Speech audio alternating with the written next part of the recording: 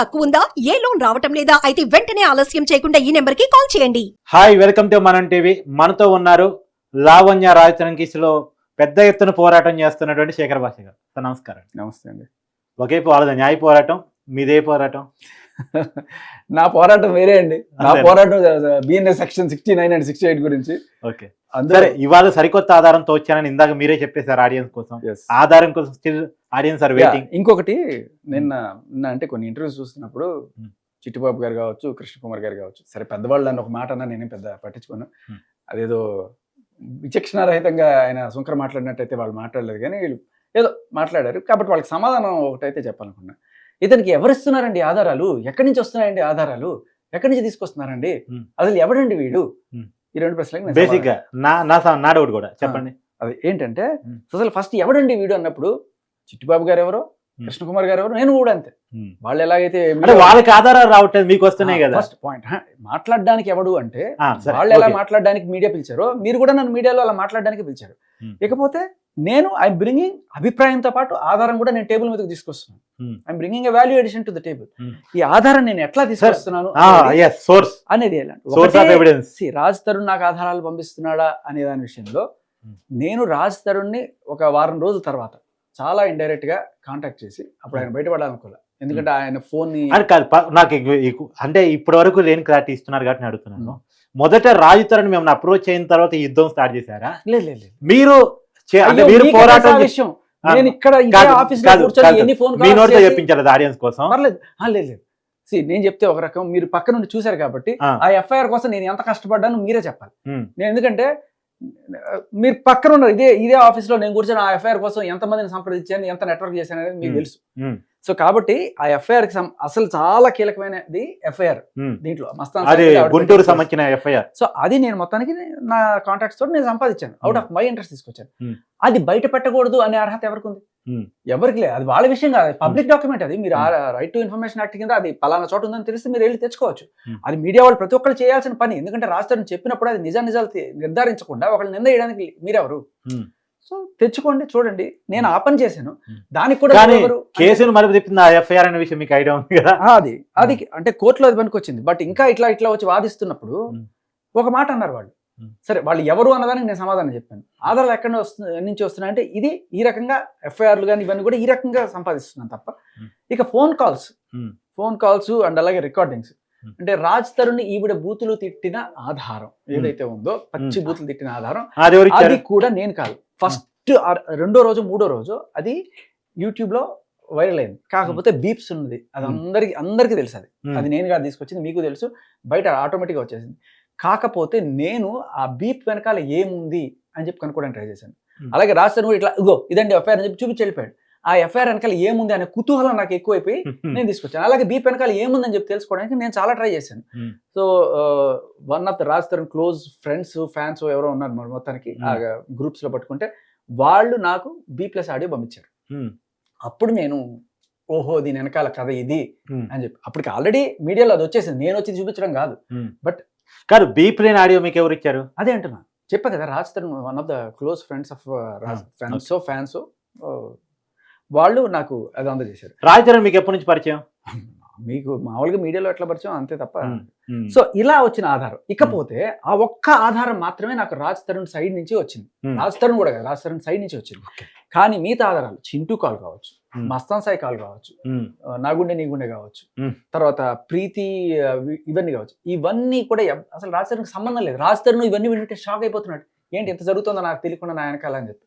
So మీరు కొంచెం తెలివిగా గమనిస్తే చింటూ ఆడియో కాల్, దాంట్లో చింటూ వాయిస్ ఎక్కువగా ఉంటుంది, ఈవిడ వాయిస్ తక్కువగా ఉంటుంది. అంటే అది రికార్డ్ చేసింది ఎవరు? చింటూ. అది అందరికీ అర్థమవుతుంది. సో ఎందుకు రికార్డ్ చేశాడు అంటే రేపు ఫ్యూచర్ లో ఈయన మీద కేసు పెడితే ఈయన సేఫ్ గార్డ్ గా ఉండడానికి నేను అనుమతి తీసుకొని ఈవిడతో కాదు. ఇప్పుడు మీరు ఆర్జేగా ఎన్నాళ్ళ నుంచో ఉన్నారు, ఇండస్ట్రీలో మీడియా ఫీల్డ్ లో ఉన్నారు.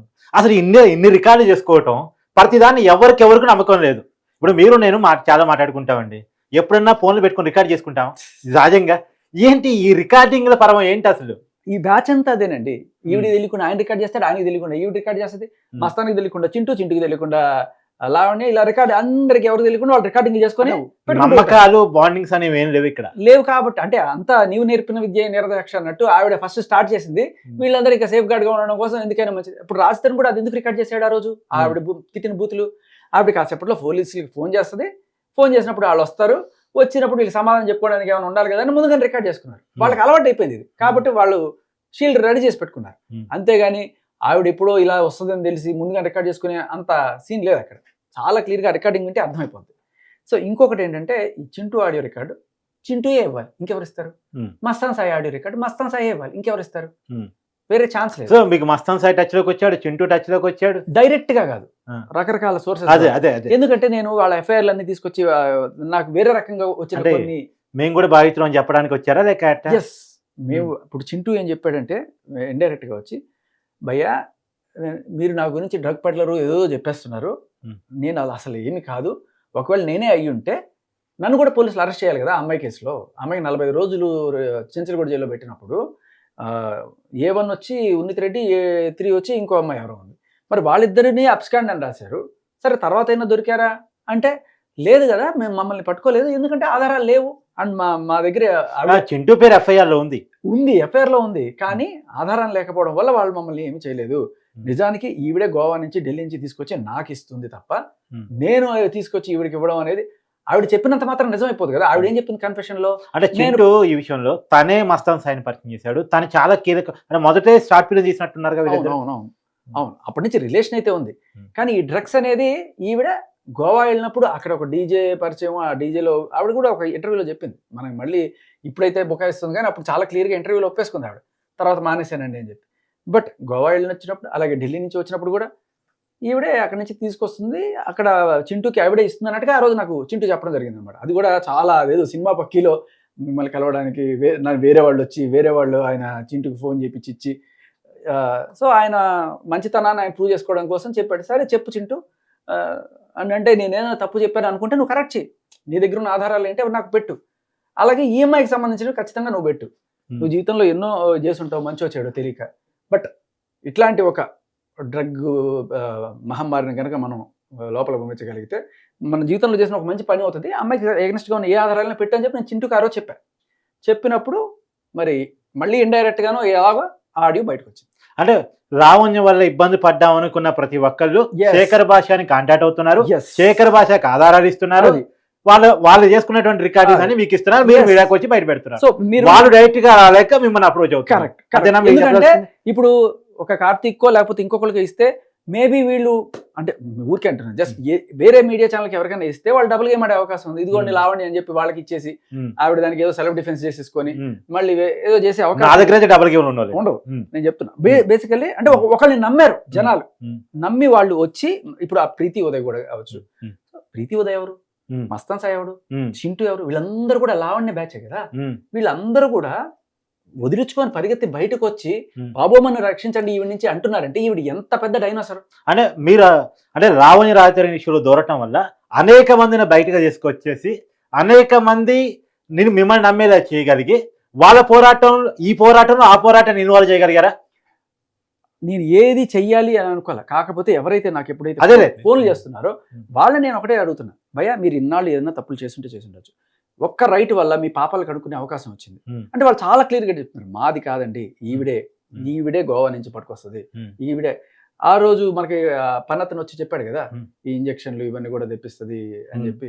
సో వాటికి కూడా ఈయన ఇదే చెప్పాడు, అసలు మాకు సంబంధం లేదు, మేము ఈవిడే తెప్పించుకుంటుంది. అది మనకు ఉదయ్ కూడా చెప్పండి నిన్న, ఇప్పుడు ఎక్కడ పోయినా ఆ శ్రీలంక పోయినలో కూడా అక్కడ పోయి డ్రగ్స్ ఎక్కడ దొరుకుతాయి అని చెప్పి. సో ఇవన్నీ అగైన్ నేను చెప్పట్లా, వాళ్ళు చెప్పిన మాటలే. చింటూ చెప్పిన మాట, మస్తాన్ సాయి మన దగ్గర చాలా క్లియర్ గా చెప్పాడు.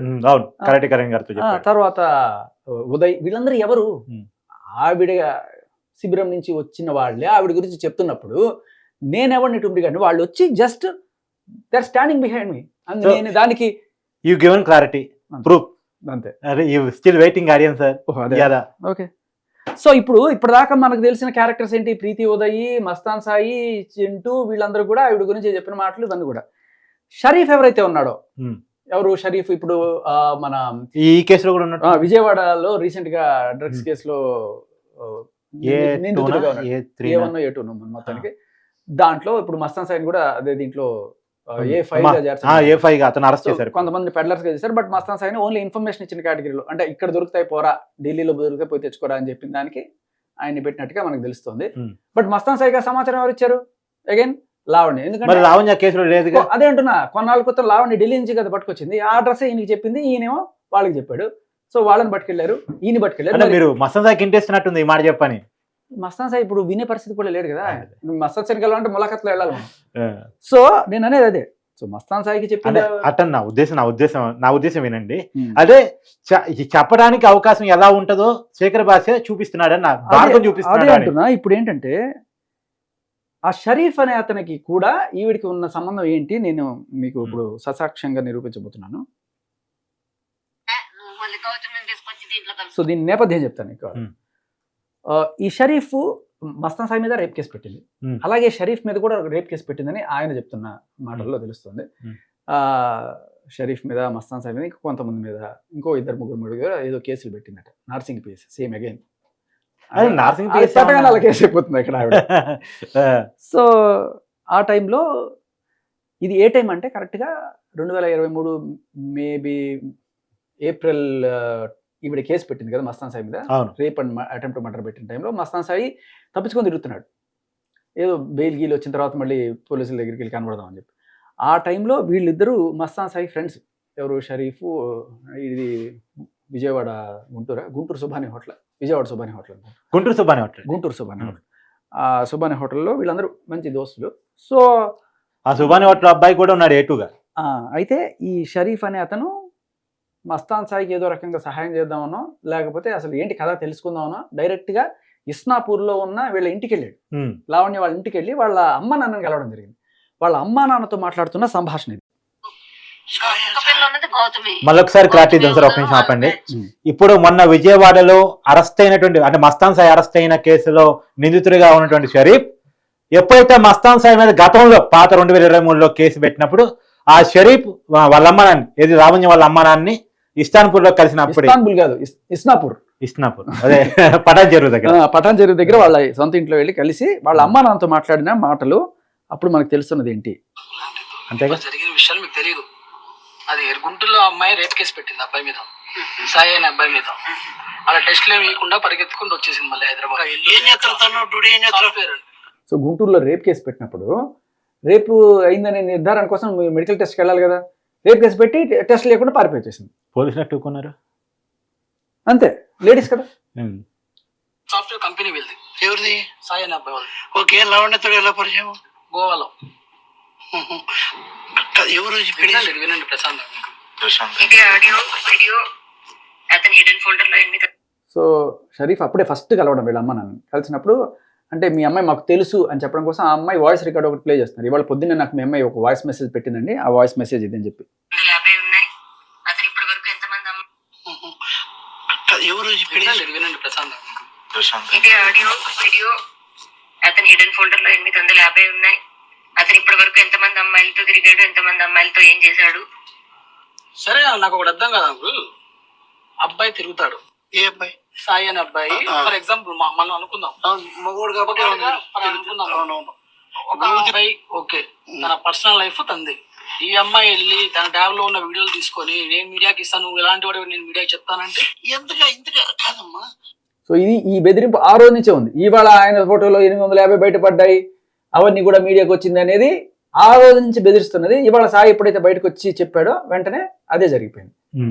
సో ఆయన పర్సనల్ వీడియోలు ఈవిడ తీసుకొని అప్పటి నుంచి బెదిరిస్తూ ఇట్లా పెట్టుకుంది. ఇంకా ప్రతి ఒక్కరికి బ్రేకింగ్ పాయింట్ ఉంటుంది. ఇప్పుడు ప్రీతి ఉదయ్ ఎలా బర్స్టే బయటకు వచ్చారో అలాగే మస్తాన్ సాయి కూడా బర్స్టే బయటకు వచ్చాడు. ఇంకేమైతే చేసుకోని చెప్పి.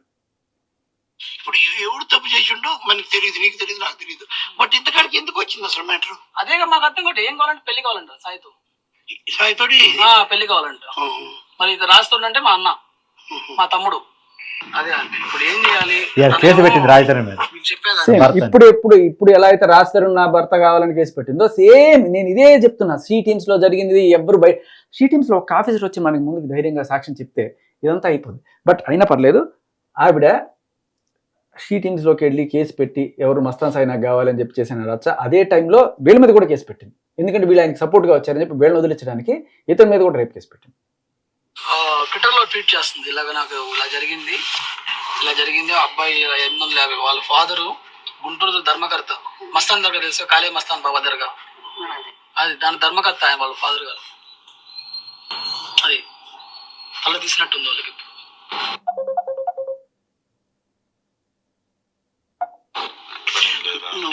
షరీఫ్ అంటే మన లావణ్యకి తెలుసా? ఎందుకు తెలియదు అంకుల్? నేను కాల్ చేస్తాను, అదే వింటారా? రేపు ఏం కాదు.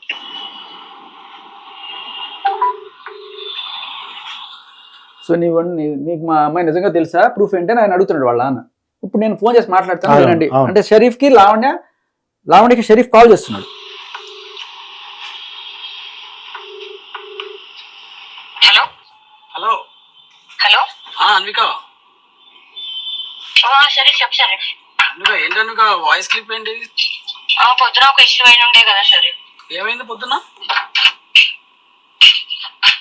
అదే అసలు ఇప్పుడు ఏం కావాలి అన్విక? అసలు నాకు అర్థం కావట్లేదు. నాకు ఫస్ట్ సాయిని వచ్చి అటెండ్ అవ్వమను షరీఫ్. ఎందుకు దాక్కొని తిరుగుతున్నాడు?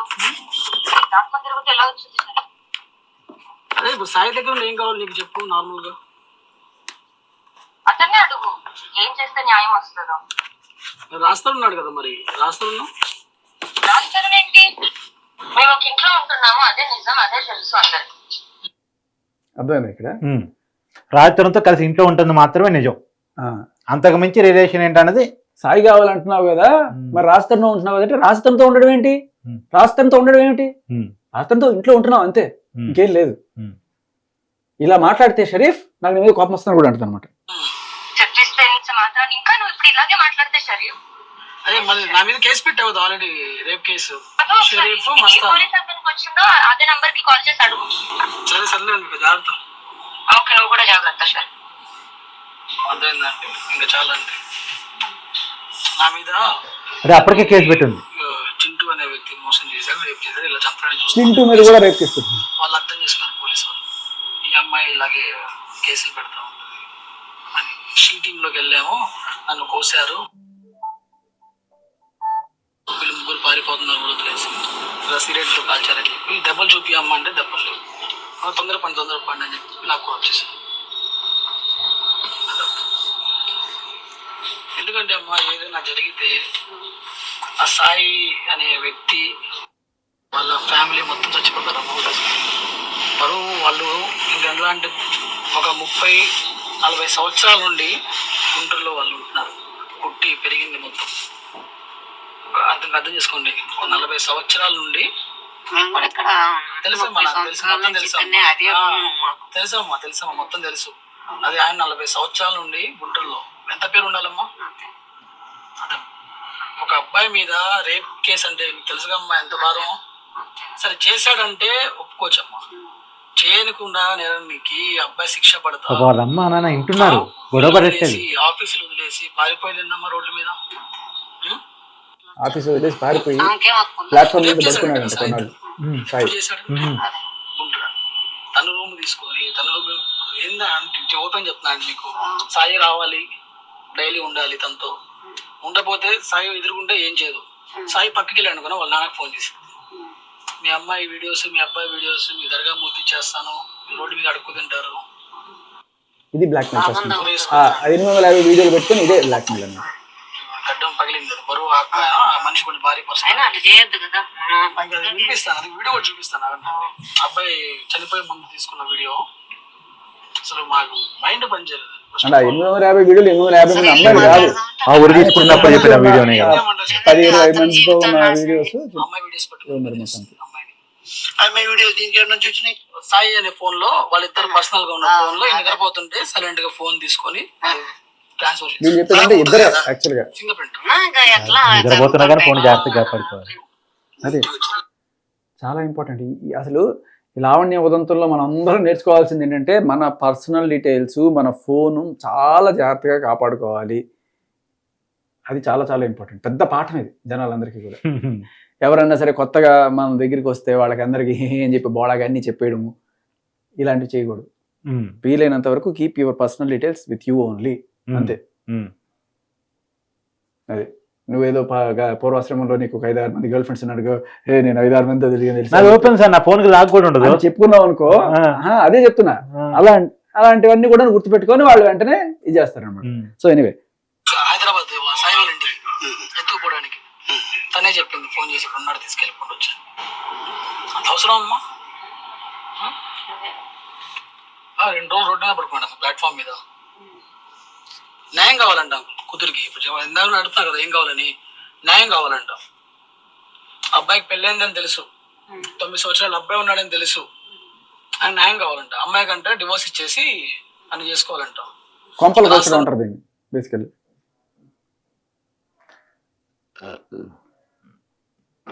తమ్ముడు ఇంటున్నారుగా మీరు రాస్తారు, అది మరి ఏం చెప్పండి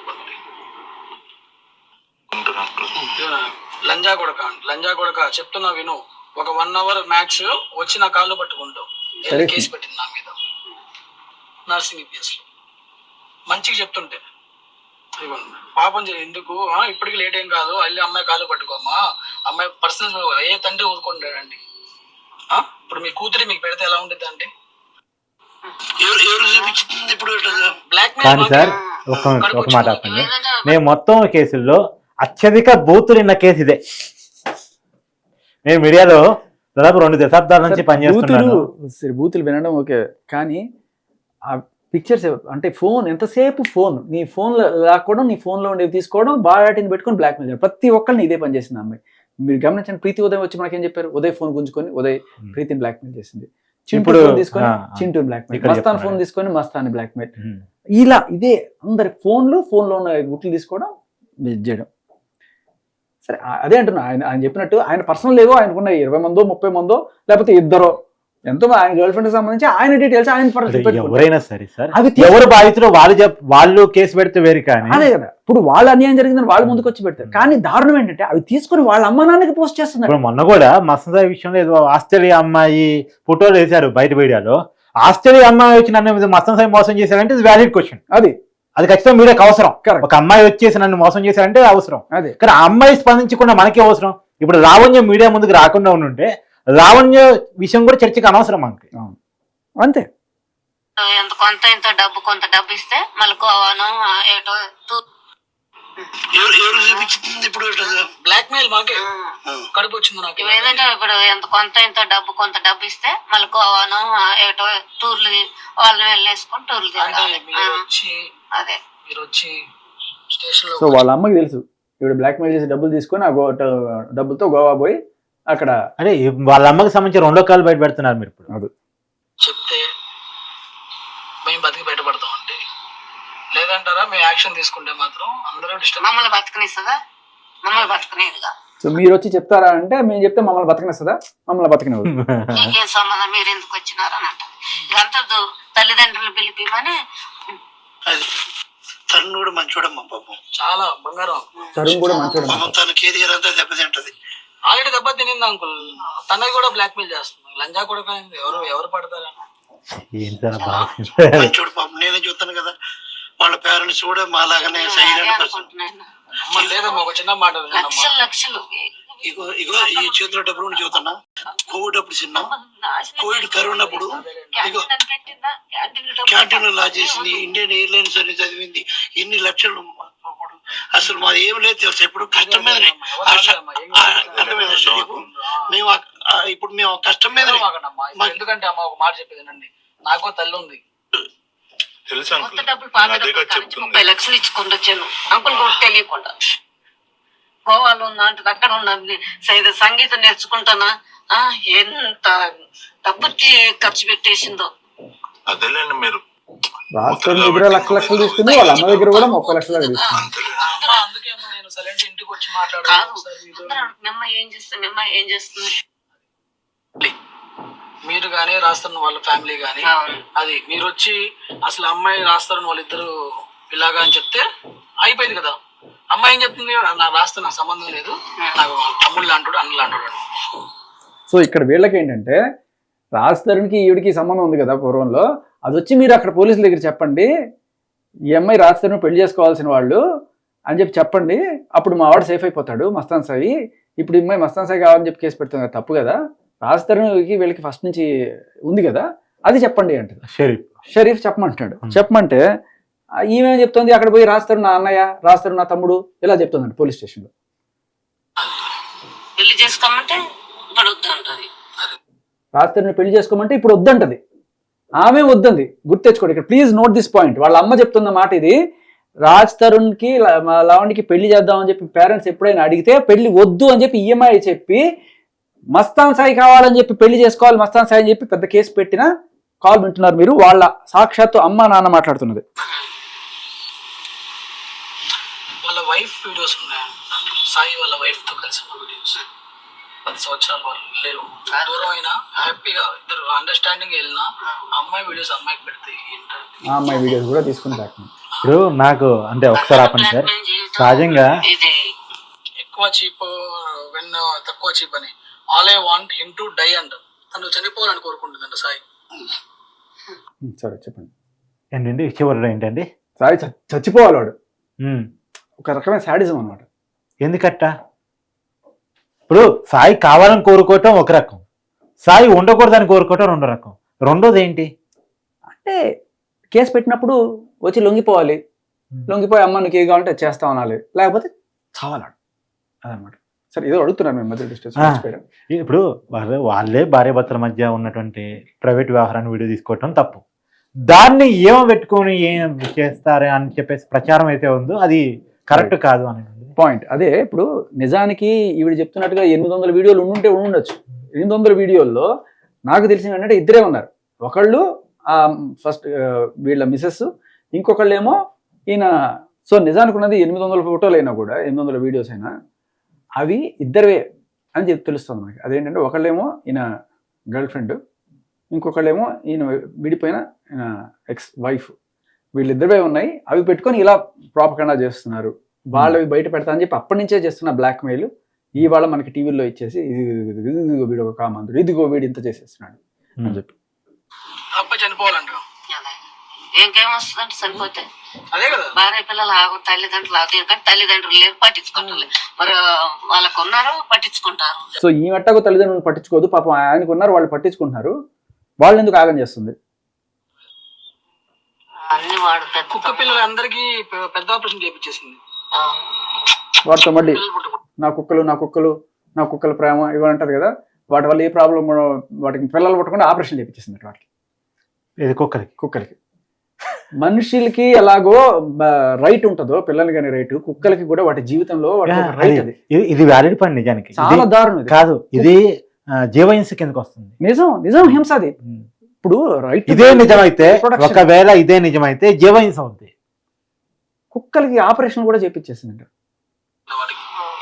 వాళ్ళకి పిల్లలు పుడితే అంట గొడవ కూడా చేసిందండి మొత్తం. సరే నువ్వు ఉంటావు ఇప్పుడు ప్రజెంట్ గుంటూరేనా? ఏం చేస్తావు గుంటూరులో? మాది హోటల్ తెలుసా మీకు? అయ్యో నేను గుంటూరు ఏసీ కాలేజీలో తెలుసా మీకు? చూస్తే గుర్తుపడుతుంది. ఇప్పుడు డెవలప్ అయిపోయింది. సో గుంటూరు సుబాని హోటల్ షరీఫ్ ఆయన వాళ్ళ అమ్మ వాళ్ళతో మాట్లాడిన మాటలు మీరు వెండి తెరపై చూశారు. ఇక ఇది కంప్లీట్ కాల్ మీకు ఇస్తాను. మేబీ నేను గమనించనివి, మీరు గమనించనివి, మన శ్రోతలు గమనించిన వాళ్ళు ఇంకా షార్ప్ ఉంటారు. వాళ్ళు కొన్ని పాయింట్స్ కూడా తెలియజేయచ్చు దీంట్లో. సో వినండి, చెప్పండి. సరే, ఈ మొత్తం ఆడియో మీద మీ కామెంట్స్ మీరు పోస్ట్ చేయండి.